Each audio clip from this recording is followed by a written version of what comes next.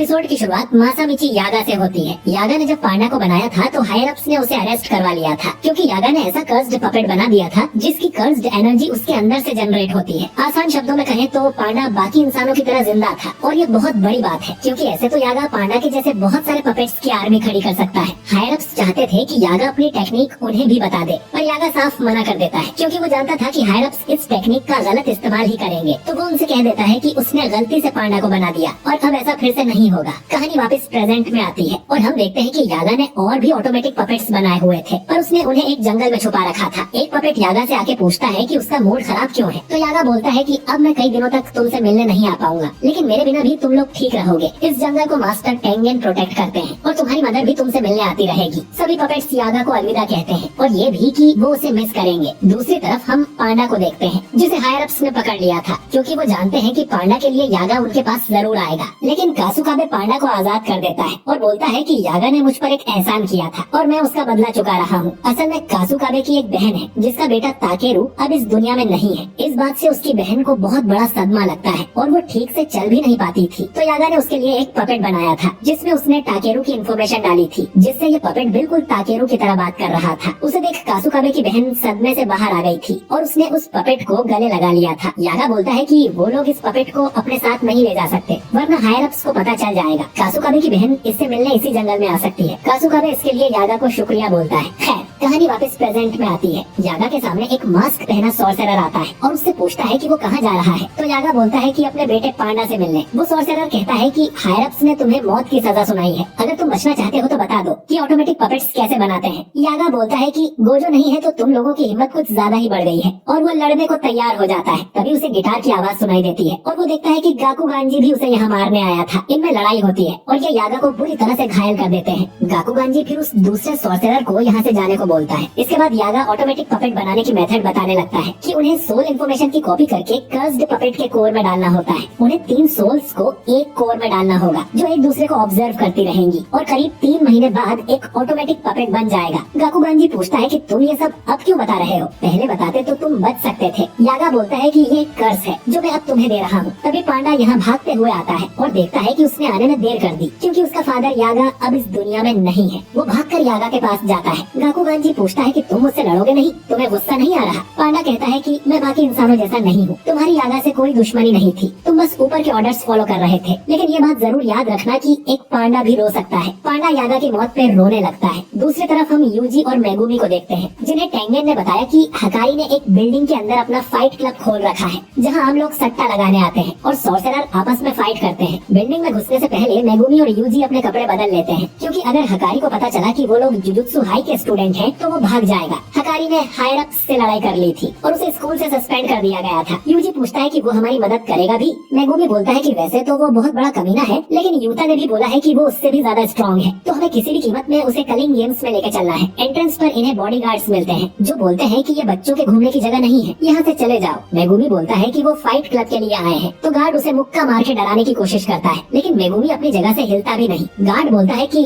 Fight club का पहला rule है कि फाइट क्लब के बारे में किसी को नहीं बताते। मेगुमी बोलता है कि मुझे जिस फाइटर ने बताया था मैं उसे मार चुका हूँ और अब मैं खुद उस फाइटर की जगह लड़ने आया हूँ। तभी उस गार्ड को अपने बॉस का कॉल आता है और वो बोलता है कि बॉस मान गए हैं, लेकिन फाइट में हिस्सा मेगुमी नहीं बल्कि यूजी लेगा। मेगुमी समझ जाता है कि इनका बॉस हकारी है और उसने सीसीटीवी में इन्हें देख लिया होगा। अब यूजी का काम है अंदर सबको इम्प्रेस करके किसी तरह हकारी से मिलना। वहीं मेगुमी बाहर से अंदर घुसने की कोशिश करेगा। अगर वो पकड़े गए तो उन्हें सारे गार्ड्स को पीट कर हकारी तक जाना होगा, लेकिन उन्हें हकारी की मदद चाहिए, तो उन्हें हकारी को गुस्सा दिलाने का कोई काम नहीं करना है। अब शाम को यूजी अंदर जाता है। गार्ड उसे बताता है कि फाइट के 2 रूल्स हैं। पहला कि फाइट करने वाले फाइट छोड़ के भाग नहीं सकते, और दूसरा कि उन्हें कर्स्ड टेक्निक का इस्तेमाल नहीं करना है, क्योंकि आम लोग कर्स्ड टेक्निक को देख नहीं सकते, तो उनके लिए मैच बोरिंग हो जाता है। यूजी पूछता है कि उनका बॉस कैसा है, तो गार्ड बोलता है कि तुम खुद उनसे मिलके देख लेना। यह 2 तरह के मैच होते हैं, पहले तो असली और दूसरे स्क्रिप्टेड, जिनकी स्क्रिप्ट बॉस खुद बनाते हैं। और यूजी ने आज अच्छा खेल दिखाया तो बॉस उसे मिलने जरूर बुलाएंगे। यूजी फाइटिंग एरिया में जाता है जहाँ कई सारे लोग थे, और ये देख यूजी खुश हो जाता है कि उसका ओपोनेंट और कोई नहीं बल्कि पांडा है। हकारी को हम सीसीटीवी वाले कमरे में देखते हैं जो किरारा के साथ बैठा हुआ था। किरारा भी जुजुत्सु की 3rd ईयर स्टूडेंट रह चुकी है। हकारी बोलता है कि आजकल के मैच बहुत ठंडे और बोरिंग हो गए हैं क्योंकि ऐसे बहुत कम लोग हैं जो पांडा को हरा सकते हैं। लेकिन यूजी और पांडा बहुत अच्छे से लड़ रहे थे और सबका मनोरंजन कर रहे थे। यूजी पांडा से पूछता है कि उसे हकारी मिला क्या, तो पांडा कहता है कि नहीं। यूजी पांडा को हल्के से पंचेस मार रहा था और पांडा ऐसे चिल्ला रहा था जैसे उसे बहुत दर्द हो रहा हो। यूजी अब उसे एक नकली मुक्का मारता है और पांडा दूर जाके गिरता है और बोलता है कि अरे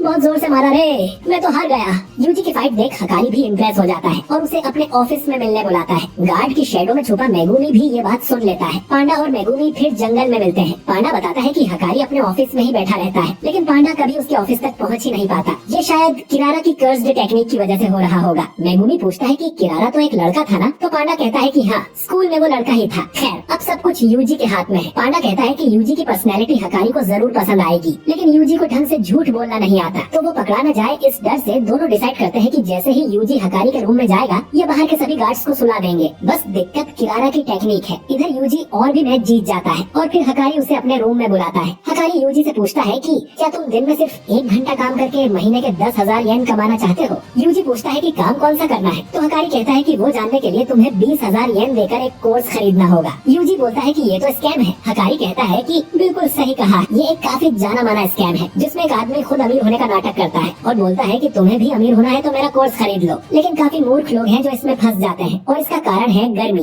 सबके अंदर गर्मी होती है अमीर बन के अपनी जिंदगी बदलने की। इसके बिना तो लोग प्यार भी नहीं कर सकते और हकारी को गर्मी बहुत पसंद है और गर्मी का मतलब है गैम्बलिंग। दुनिया का हर आदमी जुआ खेलता है और वही लोग इसे बुरा बताते हैं जिन्हें हारने से डर लगता है। हकारी के लिए जुआ ही जिंदगी है और वो अपने फाइट क्लब को पूरे देश में फेमस करना चाहता है ताकि सब लोगों की गर्मी उसके कंट्रोल में हो। कर्स्ड स्पिरिट्स के बारे में अब आम जनता को भी पता चल गया है और जुजुत्सु सॉर्सरर्स की बैंड बजी पड़ी है। यही सबसे अच्छा मौका है अपना बिजनेस बड़ा करने का और वो यूजी को भी इसका हिस्सा बनाना चाहता है। तभी हकारी को किसी का कॉल आने लगता है। हकारी अब यूजी से पूछता है कि कुछ ठंडा पियोगे, तो यूजी बोलता है कि कुछ भी चलेगा, बस दारू नहीं। हकारी बोलता है कि तुम्हें पता है सातोरु गोजो भी दारू नहीं पीता। अब यूजी कहता है कि ये सातोरु गोजो कौन है, कभी उसके बारे में सुना नहीं। और यहाँ उसका झूठ पकड़ा जाता है क्योंकि दुनिया में ऐसा कोई सॉर्सरर नहीं है जो गोजो को न जानता हो। हकारी यूजी से बोलता है कि तुम जुजुत्सु हाई से आए हो ना, और ऐसा कहकर वो उस पे हमला कर देता है और बोलता है कि उसे किरारा का कॉल आ रहा है, मतलब जरूर कुछ गड़बड़ है। यूजी उसे बोलता है कि पहले मेरी बात सुन लो, लेकिन हकारी कहता है कि बिल्कुल नहीं, क्योंकि अब मैं ठंडा हो गया हूँ। और ये एपिसोड यहीं पर एंड हो जाता है। तो